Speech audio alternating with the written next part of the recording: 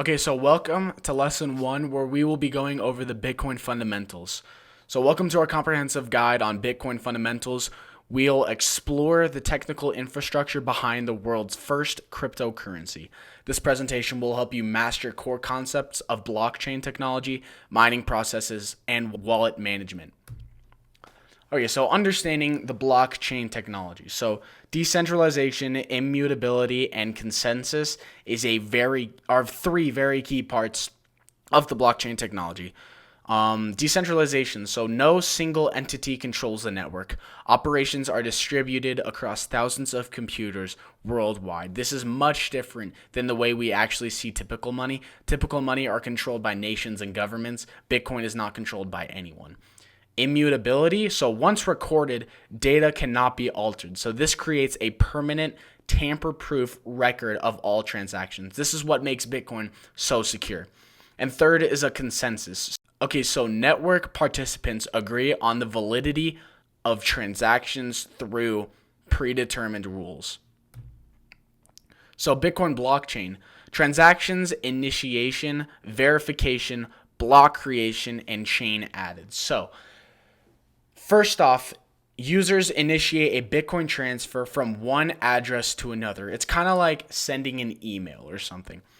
Verification. So network nodes verify the transaction's validity using cryptographic protocols, which is like checking the hashes and stuff. Block creation. So once verified, transactions are grouped into a block with a unique identifier. Those are where you actually get hashes from. And chain addition. So new blocks link to previous blocks, creating an unbroken chain. And once added, you actually cannot change those blocks. So the mining process. We're going to be first collecting transactions. So miners gather pending transactions from the memory pool. Next is solving cryptographic puzzles. So miners compete to find a solution to a very complex mathematical problem that only super crazy computers can do. Third is broadcasting solutions. So when solved, the miner broadcasts the solution to the network and receiving rewards. So successful miners earn newly minted Bitcoins and transaction fees. Proof of work and consensus. So we're going to start with the bottom. So computational work. So miners expend computing powers to solve those complex mathematical problems that we were talking about. Network validation. So other nodes verify the solution's correctness, basically. And then top is block rewards. So miners, after they do this, receive a Bitcoin as compensation for their work and their energy. So proof of work ensures the network security by making attacks costly.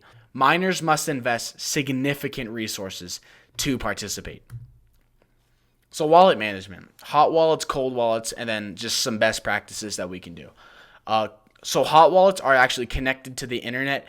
So they're convenient, but they're less secure. So those would be like mobile apps, desktop softwares, or web-based services. I use Tangem. That's been a very good one that I use. Cold wallets, so offline storage, maximum security for long-term holding. So hardware devices, paper wallets, or offline computers. Basically, you just need like those paper wallets to have your Bitcoin like login kind of, and then your password to your Bitcoin, which is really complex.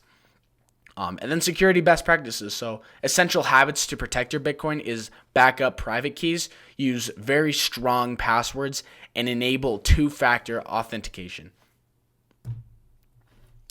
Challenges and the future of Bitcoin. So there are some scalability issues. Bitcoin network can only process about 7 transactions per second. Lightning Network aims to solve this limitation. Also, I think that there is a lot more room for other cryptocurrencies like Ethereum, which can process a lot more than Bitcoin can. Second is environmental concerns. So the mining consumes a lot of energy. Green mining initiatives are emerging to address this issue, and regulatory landscape. So countries vary in their approach to Bitcoin. Regulatory clarity will shape the adoption patterns. We've seen actually the USA being very, very pro Bitcoin in this.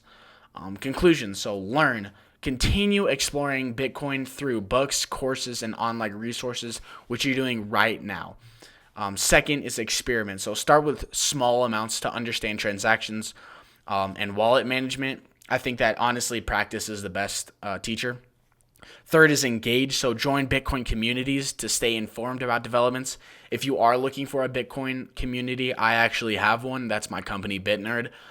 You can find it on Patreon I have a YouTube channel, BitNerd, that you can go check out. And fourth is innovate. So consider how blockchain technology might solve problems in your field. So understanding Bitcoin's technical fundamentals gives you valuable insights into the future of digital assets and the financial system.